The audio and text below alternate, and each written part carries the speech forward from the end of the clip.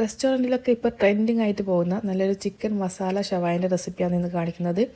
അപ്പോൾ ആദ്യം തന്നെ മസാലയ്ക്ക് വേണ്ടിയിട്ട് നമുക്കൊരു ജാറിലേക്ക് ഒരു മീഡിയം സൈസിലുള്ള തക്കാളിയാണ് ചേർത്ത് കൊടുക്കുന്നത്. ഇനി ഇതിലേക്ക് സവാള ചേർത്ത് കൊടുക്കാം.